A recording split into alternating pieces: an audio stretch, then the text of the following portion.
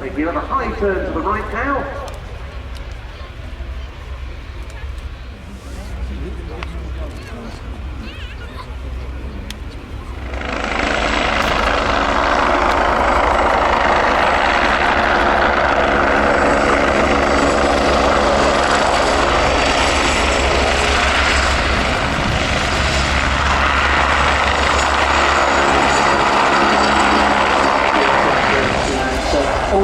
If you do see anything of remotely of concern, just get in touch with any of our stewards. We've got, of course, the RAF crew floating around the ground. We've got a lot of them about just to help you have a nice, enjoyable day out and make the very most of all that activity. I've just been looking in the programme at the various activities in the Vintage Village, which I know I've mentioned a couple of times, but it really is a super location. We've got some dancing and singing taking place down there later on, but there's a whole host of different exhibitions as well there, which are well worth looking at. It's historic RAF aircraft also down at the Vintage Village, and that's rather appropriate to mention as we go into the RAF 100 centrepiece that we have planned for you today, and the fighters and the heavies of the Royal Air Force Battle of Britain Memorial Flight taking the runway. We're going to see their so-called Trenchard Plus formation. The only time today during this show, a 7-ship opening. At that stage only for a very short time before he returned to it later. On the date of the RAF formation, the 1st of April 1918, Lord Trenchard.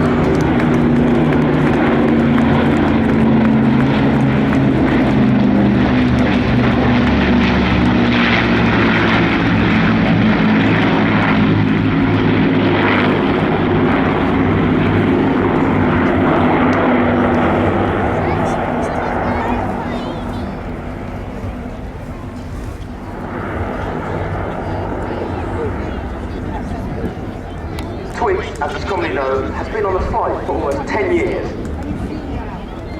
Twigs is a volunteer and gives his time and weekends up to fly with the BBMF. He has previously flown the Hercules and now operates as a flying instructor on the Sentry OCU.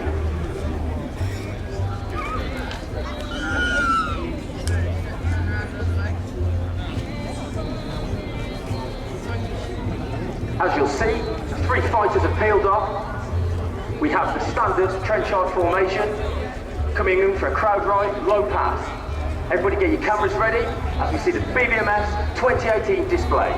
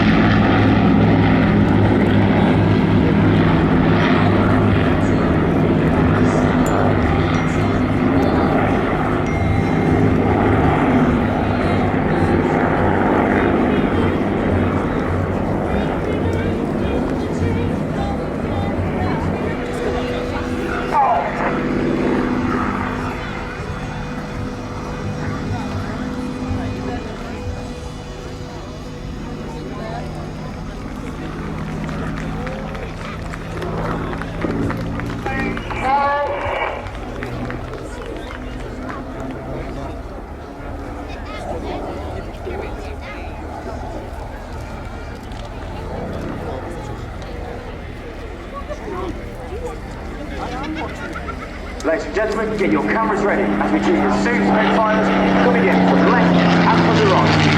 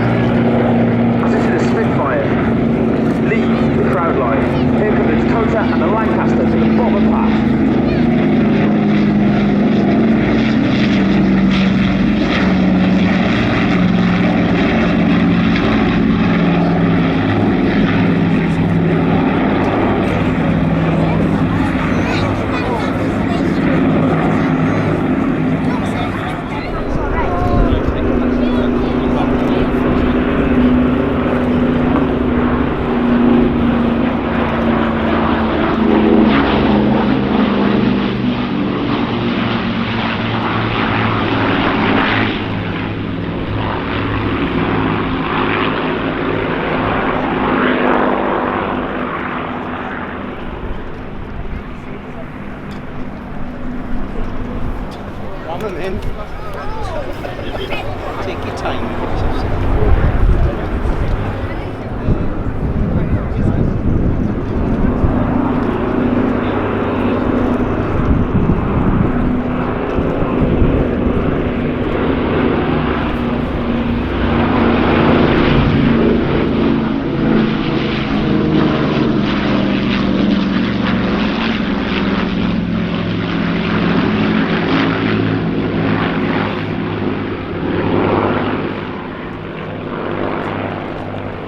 During the war, the Lancaster crew was 7, but luckily there is less call for defensive air gunners and bomb animals nowadays.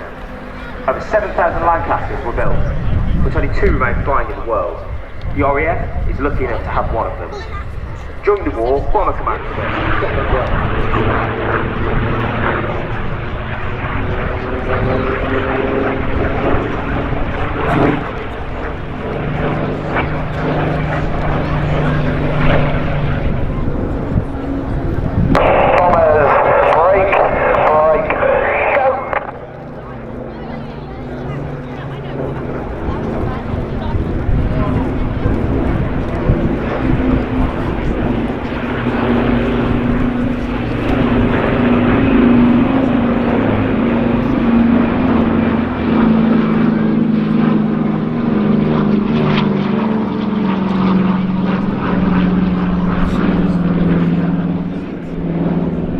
down the Lancaster as she rolls left, coming across crowd line.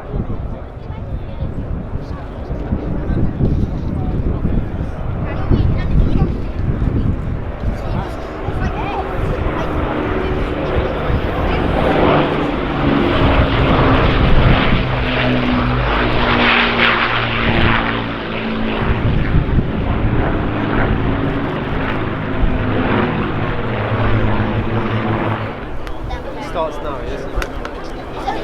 Alright, Dad. I'm just saying, just so you know. Know what you're saying. Ladies and gentlemen, the famous Memorial Path, with the 2 Spitfires flanking the Lancaster as she comes in crowd right.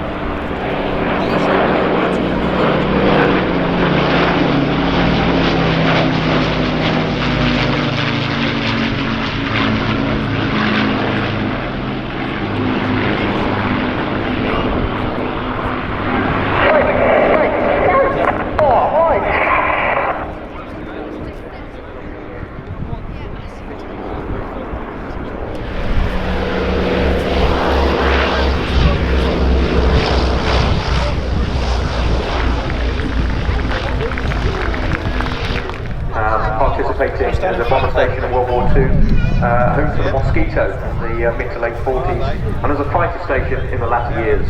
Home to the Phantom, the Tornado, and now, as we see running in from the right, the Typhoon.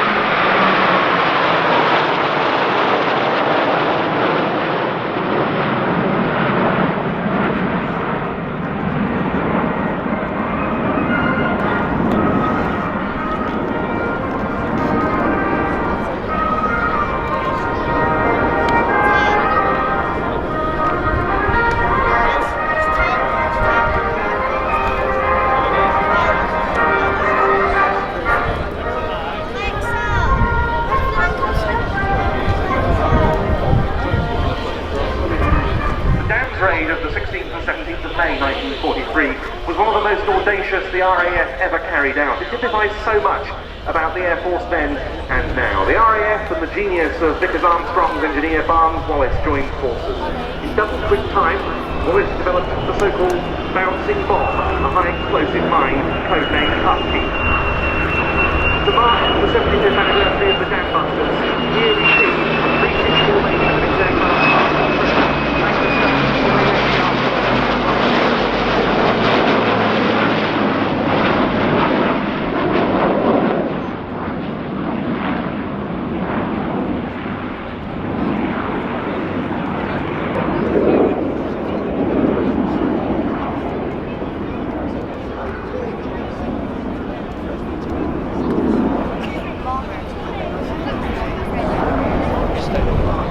Lightning, the F-35B, and it was reformed.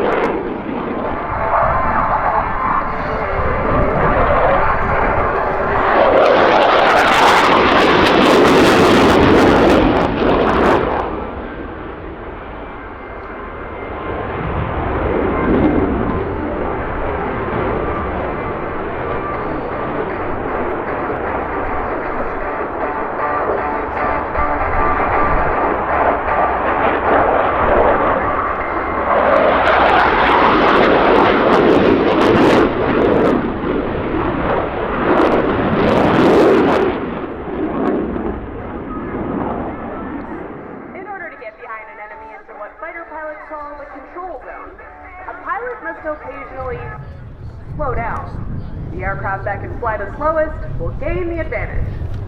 Captain Porteous will now demonstrate the high angle of attack capability of the Hornet at minimum speed. He'll approach center stage at just 190 kilometers an hour.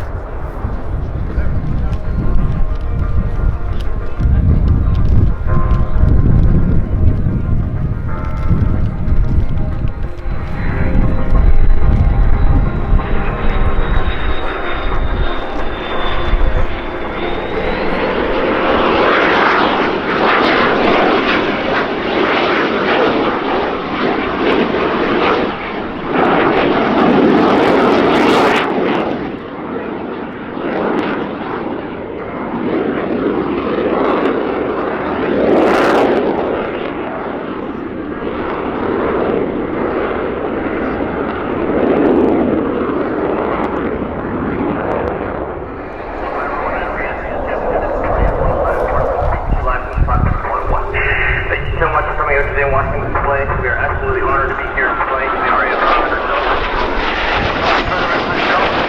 Have a great rest of the day.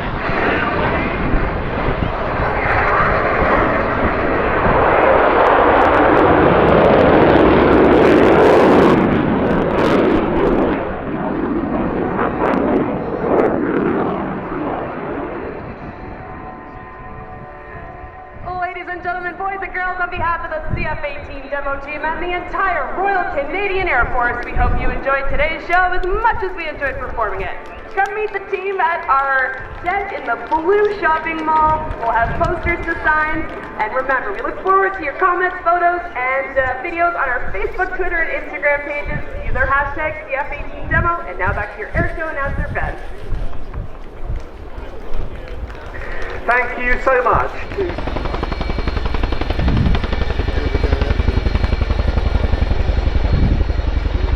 Well, it's worth bearing in mind after an outstanding period featuring Royal Air Force past, present and future and culminating in that Great War Staking, that the RAF 100 National Aircraft and Innovation Exhibition continues, of course, throughout the year. Some of you may well have already seen this, but it's going to be visiting Newcastle in Northern Ireland in August, the Victoria Square in Birmingham later in the same month, show later in the year, and alongside that, continuing right into October, the Royal Air Force in Concert Tour. Now you can help contribute to the Royal Air Force 100 appeal. All the information relating to that is on the tarmac areas, very much more so. So please continue, particularly look after the children, any vulnerable adults, hats, sunscreen, and of course plenty of water. And refrain from smoking on all of the grass areas where at all possible. Flanker went over the Barents Sea. One got up close to a Royal Norwegian Air Force P3 Orion maritime reconnaissance aircraft. Too close, the two came together. The damaged propeller from the Orion, which managed to land safely, is still on display at their base as something of memory of that period.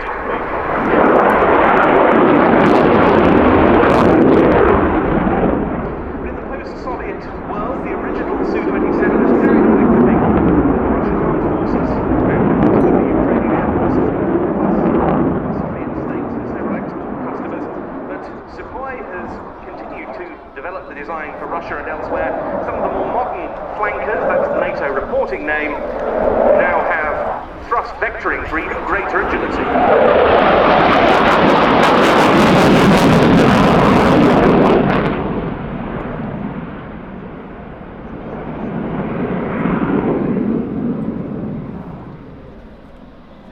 It is absolutely a heavy fighter, isn't it? And it looks it, despite the fact that it can display unexpected manoeuvrability perhaps for its size. Yeah, this is an enormous aircraft. When you consider its max takeoff weight is 72,000 pounds, and if you compare that with the F-16 at 42,000 pounds, you can see that it is almost twice the weight, twice the mass of that aircraft.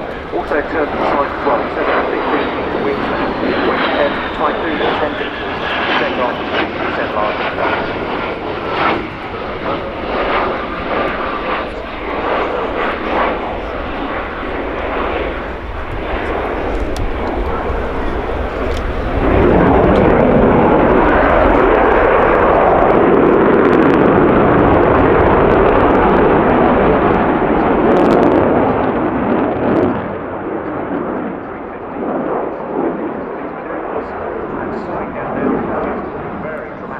flights. About the early days was because of the size of the aircraft, the perception of the energy and the speed that the aircraft was doing in air-to-air combat could have been something that fooled us. So we did a lot of training against a similar sized aircraft.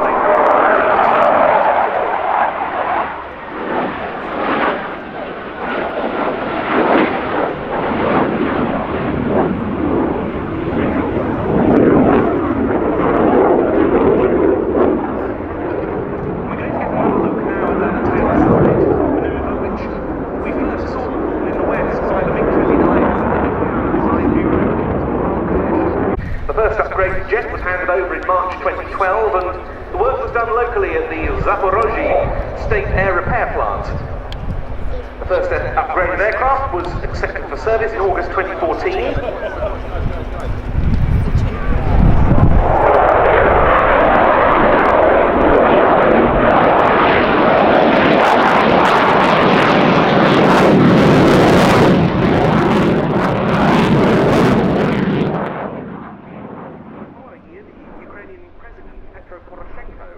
Flew in one of the upgraded two-seat flankers.